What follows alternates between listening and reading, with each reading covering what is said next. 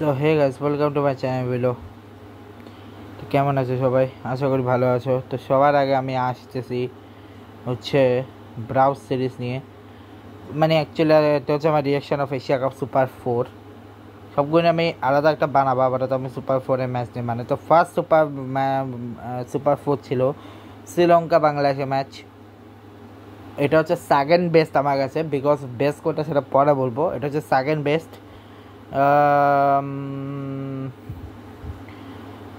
তবে বাংলাদেশ ভালোই খেলছিল, কারণ লাস্ট পর্যন্ত হার্ট অ্যাটাক দিয়ে কারো খেললাম এটা বুঝলাম না, বাট ঠিকঠাক খেলেছে, উইন করেছে, এটাই অনেক।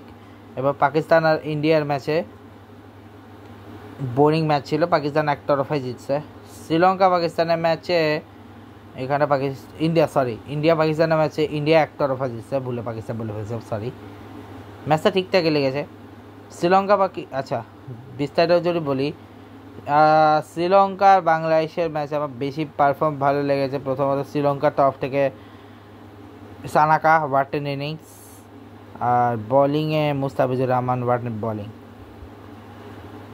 আর বাংলাদেশের ব্যাটিংয়ে সাইফ হাসান আর তৌহিদ হৃদয় অসাধারণ ব্যাটিং, আর বাকি সবাই ঠিকঠাক ব্যাটিং করছে, এই আর কি।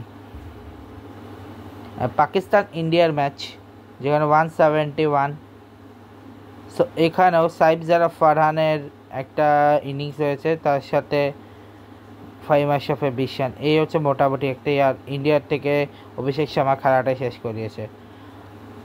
এরপরে ম্যাচ ছিল শ্রীলঙ্কা পাকিস্তান, যেটাতে শ্রীলঙ্কা পাকিস্তানের হয়ে শ্রীলঙ্কা খুব বাজে খেললেও শেষ পর্যন্ত একজন আছে কামিন্ডো বেন্ডিজার 50-র কারণে 133 পর্যন্ত যায়, এবং ওদেরকে 50 করেনি, বাট হুসেন টালা 32 আর মোহাম্মদ নওয়াজের 38 রানের উপর ভর করে পাকিস্তান ম্যাচটা জিতে যায়। এরপর ইন্ডিয়া বাংলাদেশের ম্যাচ, যেটা এক্সপেক্টেড ছিল বাংলাদেশের ব্যাটিং লাইনআপের থেকে। বোলিং লাইনআপে 168, অভিষেক শর্মা 75 আর কারণেই হয়েছে। আর বাংলাদেশে হয়ে শুধুমাত্র সাইফ হাসানই ছিল যে খেলেছে, 69 রান করেছে, আর ইমন আছে 21 রান, আর সবাই সিঙ্গেল ডিজিট আউট হয়েছে। এরপরে আছে আমার কাছে সবথেকে ওয়ার্স্ট ম্যাচ যেটা লেগেছে, সেটা হচ্ছে পাকিস্তান ভার্সেস বাংলাদেশ, যে ম্যাচটা ইজিলি বাংলাদেশ জিততে পারতো, বিকজ 135 চেস করা তাদের যে কিছু না। সাইফ জারাফ ফারহান 4 রান, যেখানে ওদের মূল টিমের শুধুমাত্র মোহাম্মদ হারিস আর মোহাম্মদ নওয়াজ ছাড়া আর তেমনকে রানই করতে পারেনি, অথচ টিম যে। তবে আমার মনে হয় এই ম্যাচের সবথেকে বড় প্রবলেম হয়ে গেল সাইফ হাসান আউটটা তাড়াতাড়ি হয়ে যাওয়া। সাইফ হাসান যদি তাড়াতাড়ি আউট না হতেন না, তাহলে মনে হয় এই ম্যাচটা জেতার চান্স ছিল।